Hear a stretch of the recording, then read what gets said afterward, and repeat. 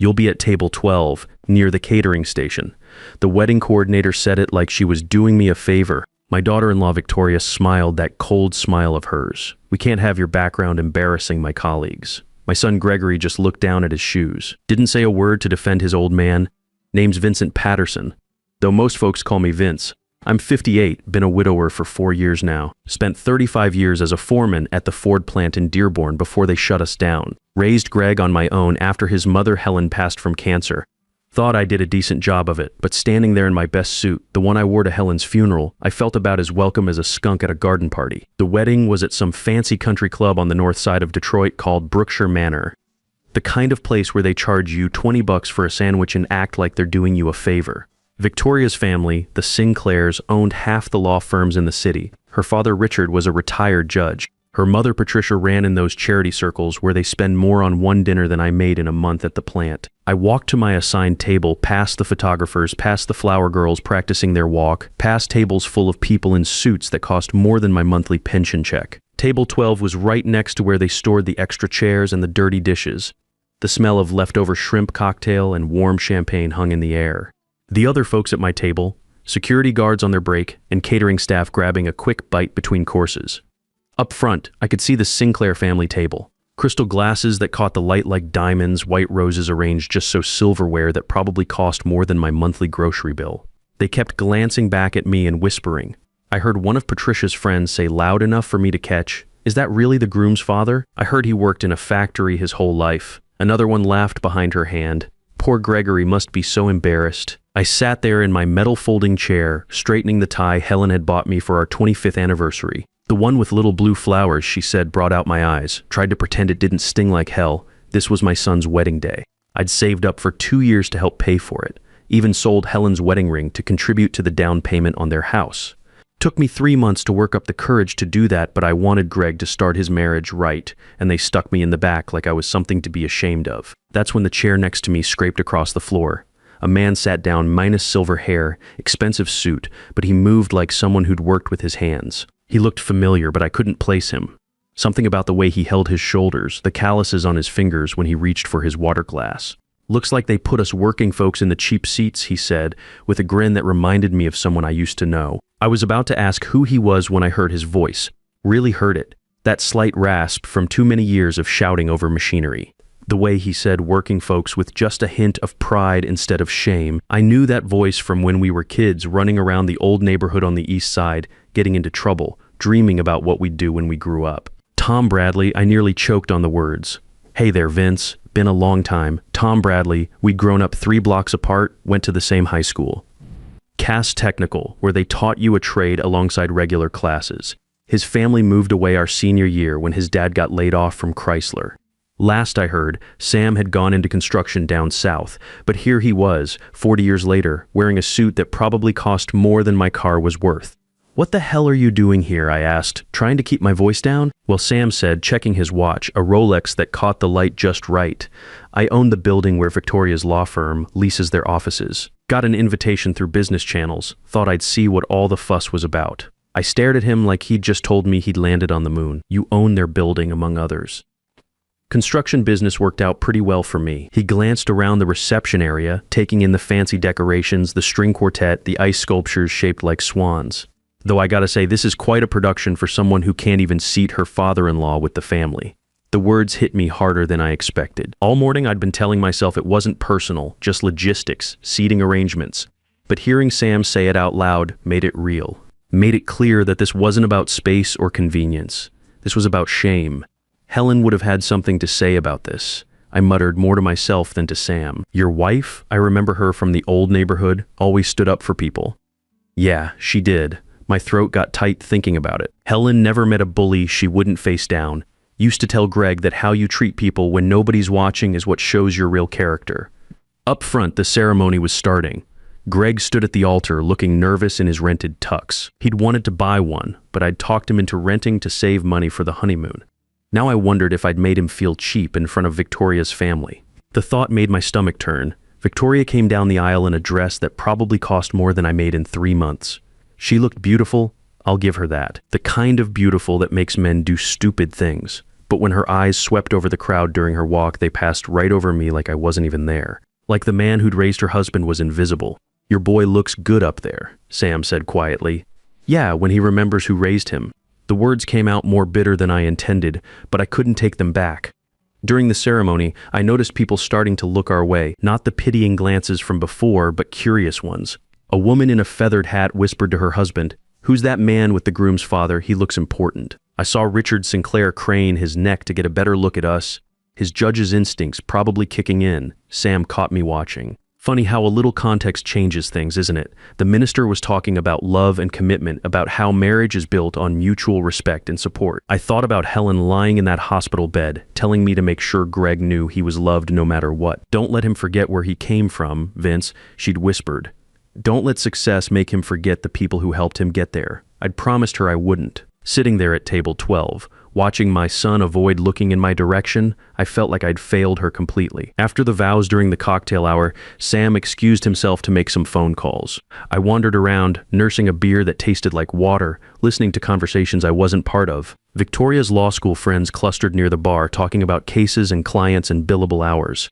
Patricia's charity circle discussed fundraising goals and society events. Nobody talked to the factory foreman eating shrimp cocktail in the corner. That's when I overheard something interesting. Two young lawyers from Victoria's firm were standing near the gift table, and they didn't know who I was. One of them looked nervous, kept checking over his shoulder. "Did you see the SEC inquiry letter that came in last week?"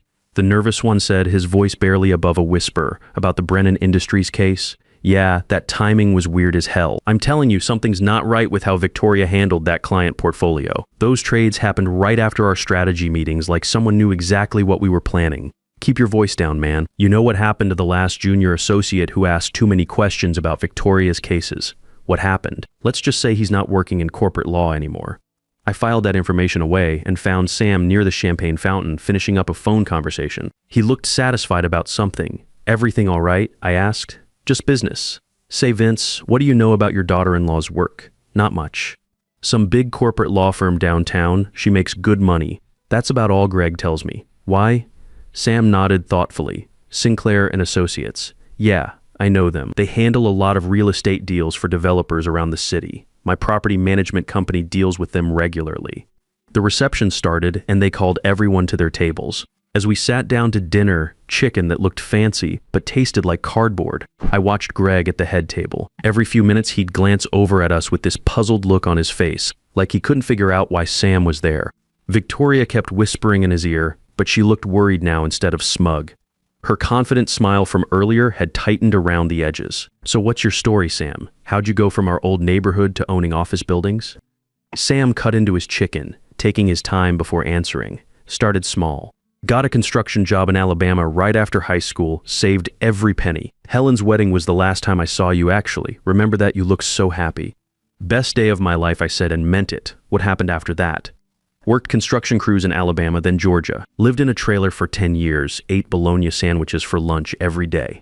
But I saved everything, bought equipment, hired good people. After 20 years, I had enough to start buying properties instead of just building on them." He took a sip of wine. "What about you? How'd you end up staying at Ford so long?" "Started there right after Helen and I got married. She was pregnant with Greg, needed steady work with benefits. Figured I'd stay a year or two, then do something else. Next thing I knew, 35 years had gone by. I shrugged. Can't say I regret it. Good honest work. Raised a decent kid, or thought I did. Your boy's just confused right now. Happens when you marry into money. They make you feel like you have to choose sides, like where you came from is something to be ashamed of. Helen used to say that shame is just fear wearing fancy clothes. She'd know what to do here. Tell me about her." I smiled, the first real smile I'd had all day. Helen was a nurse at Henry Ford Hospital. Worked the cancer ward for 25 years before the cancer got her too. Funny how that works sometimes. I paused, remembering. She had this way of making people feel like they mattered. You know, didn't matter if you were a CEO or a janitor. She treated everyone the same. Sounds like a special woman. She was used to bring home stories about her patients. Not the medical stuff, but the human stuff. The businessman who cried when his wife held his hand. The teenager who learned to walk again after a car accident. She said people show you who they really are when they're scared or hurting. During dinner, Sam got another phone call. This time he stepped outside onto the terrace to take it. When he came back, he had this satisfied look on his face, like a cat who'd caught a particularly fat mouse. "Good news?" I asked. "You could say that. Turns out my property manager's been hearing some interesting complaints from other tenants in Victoria's building. Seems there's been some unusual activity in their offices lately. People working odd hours, shredding a lot of documents." I felt something shift in my chest. Not hope exactly, but something close to it. What kind of unusual activity? Well, the cleaning crew noticed that Victoria's been staying late a lot lately, sometimes until 2 or 3 in the morning. And the security guards mentioned several visits from people who didn't sign in properly. Cash payments for overtime that weren't authorized by the partners. That doesn't sound good, it gets better. Turns out the SEC has been asking questions about some of their recent trades. Specifically trades that happened right before major corporate announcements. The kind of timing that's either incredibly lucky or incredibly illegal. I thought about what those young lawyers had said earlier. How do you know all this? Sam smiled. When you own the building, you hear things. Security reports cross my desk. Maintenance requests tell stories. And when federal investigators start asking your building manager about tenant activity, you pay attention. Federal investigators? SEC's been sniffing around for 3 months now. Something about insider trading patterns. Seems someone's been sharing confidential client information with outside parties. Information that's been very profitable for certain traders. The pieces started falling into place. You're saying Victoria's involved in this. I'm saying the evidence suggests someone at her firm is feeding information to traders. And guess who handles most of their corporate merger cases? What do we do with this information? Sam leaned back in his chair, watching the other guests laugh and toast and celebrate. We make sure the right people see it. I've got a friend who works with the FBI's Financial Crimes Unit. He's very interested in what we've found so far. So far, Vince, my friend, this is just the beginning. Your daughter-in-law has been playing a dangerous game, and it's about to catch up with her. I looked across the room at the head table where Victoria was smiling and accepting congratulations from the other guests. She looked so confident, so untouchable. But for the first time since I'd walked into this place, I felt like maybe I wasn't as powerless as I'd thought. What happens next?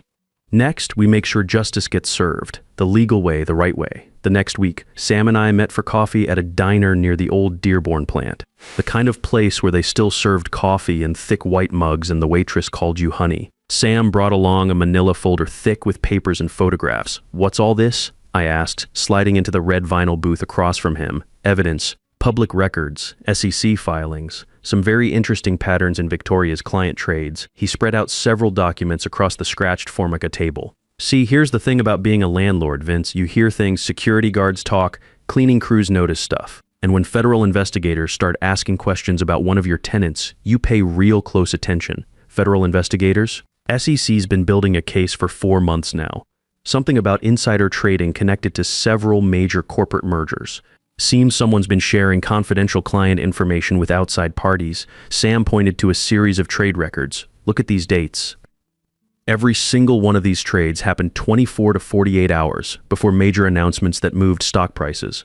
I studied the papers, lots of numbers and legal terms I didn't fully understand, but the pattern was clear as day. You're saying Victoria's involved in this. I'm saying the evidence suggests someone at her firm is feeding information to traders. And guess who's been the lead attorney on every single one of these merger cases? What do we do with this information?" Sam smiled and pulled out his phone. "We make sure the right people see it.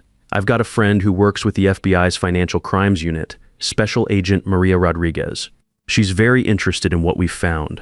Over the next month, things started happening fast. The local business journal ran a front-page story about the SEC investigation into Sinclair and Associates. The headline read, "Prominent Detroit law firm under federal scrutiny. Client after client pulled their accounts. The firm's biggest corporate clients started distancing themselves, afraid of guilt by association." I watched it all unfold from my kitchen table, reading the morning paper with my coffee, feeling something I hadn't felt in years. Not revenge exactly, but justice.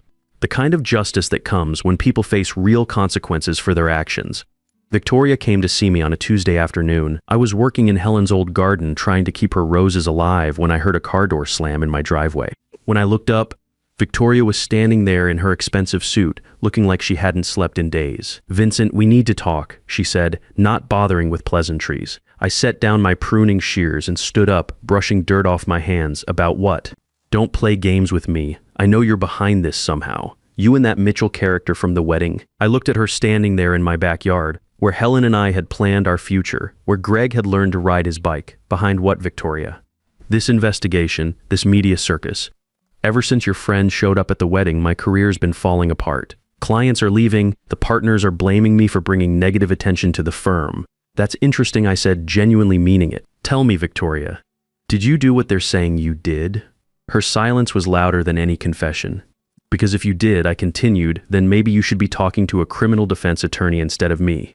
You don't understand the pressure I'm under. The expectations, my father's reputation, my family's standing in the community. No, I understand pressure just fine. I worked 35 years in a factory to support my family, but I never stole from anyone to do it. Her face flushed red. It wasn't stealing, it was just information. No one got hurt. Nobody got hurt. I laughed, but there wasn't any humor in it. Victoria, you put my son in the back row of his own son's life because you were ashamed of where he came from. You made him choose between his wife and his father. That hurt plenty. This isn't about the seating arrangement at the wedding. No, it's not. It's about respect. It's about remembering that the person who raised your husband deserves better than being treated like an embarrassment. 2 weeks later, the State Bar Association suspended Victoria's license pending a full investigation. The Sinclair family firm quietly dissolved, with the other partners scrambling to distance themselves from the scandal. Richard Sinclair announced his retirement from all professional activities. Patricia canceled her charity commitments. Greg called me that night. His voice sounded different. Younger somehow, like the kid who used to run into the house after school, excited to tell me about his day. Dad, I need to apologize. For what, son? For everything. For letting her treat you like that at the wedding. For choosing her side when I should have stood up for you. For forgetting who raised me. I sat down in Helen's old recliner, the one I'd been meaning to replace for years but couldn't bring myself to. You don't have to choose sides, Greg. You just have to remember that respect isn't something you can buy or inherit. It's something you earn every day. I know that now. Victoria, she's been lying to me about a lot of things, not just the business stuff. She told me you wouldn't want to be seated with her family because you'd feel uncomfortable around successful people. Said you'd asked to be placed somewhere quieter. Did you believe that? I wanted to. It was easier than confronting her about what was really happening.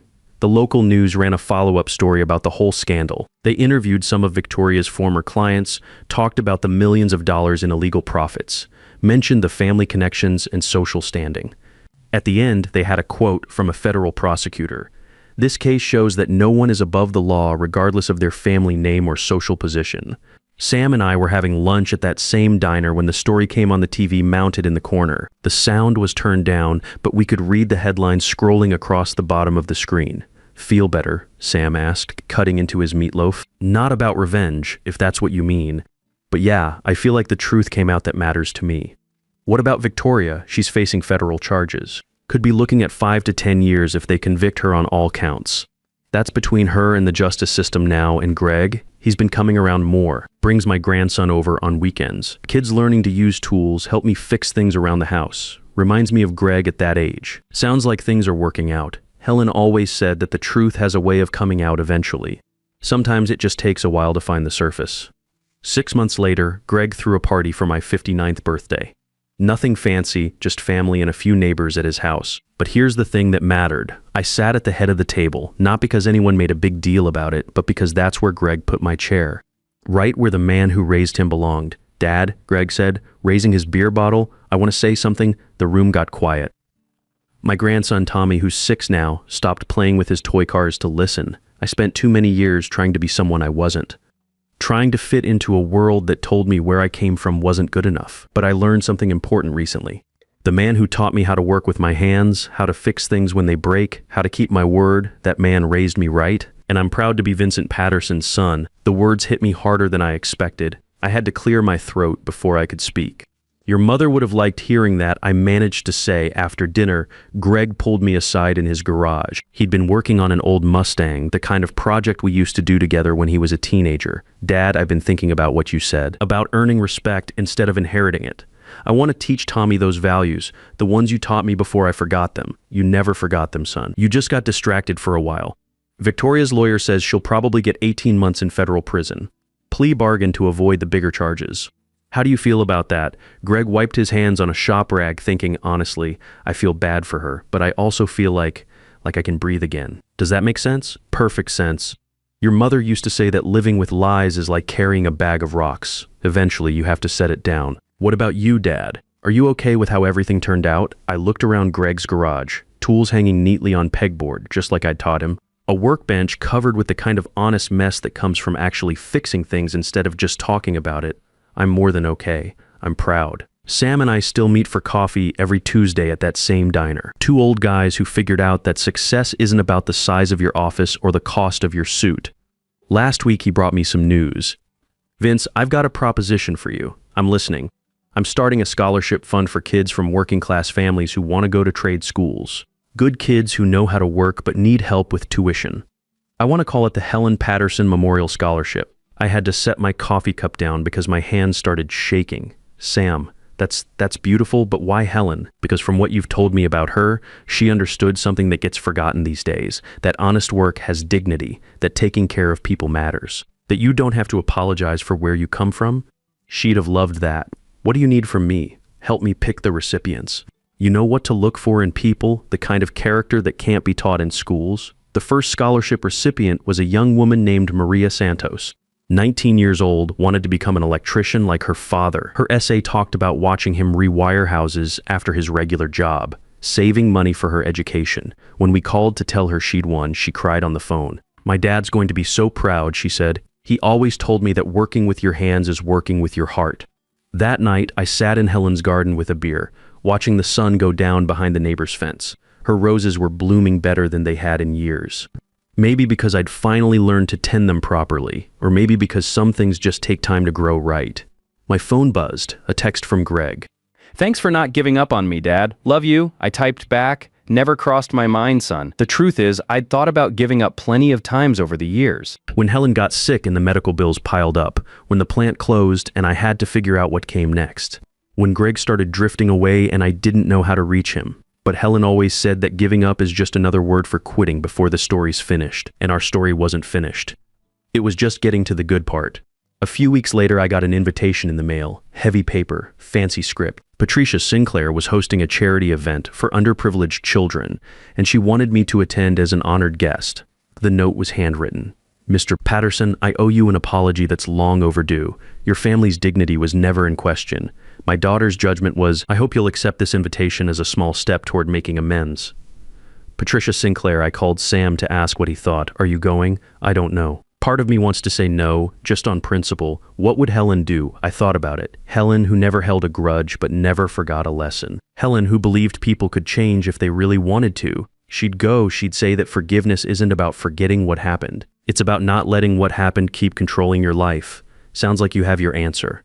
So I went, wore my good suit, the one Greg bought me for Christmas. Sat at a table with people who actually wanted to talk to me, not because of who I knew or what I owned, but because they'd heard about the scholarship fund and wanted to help. At the end of the evening, Patricia came over to thank me for coming. Mr. Patterson, I hope someday you can forgive a foolish old woman for her mistakes. Mrs. Sinclair, forgiveness isn't something you ask for, it's something you earn, but it sounds like you're working on it. She smiled, the first genuine smile I'd seen from her.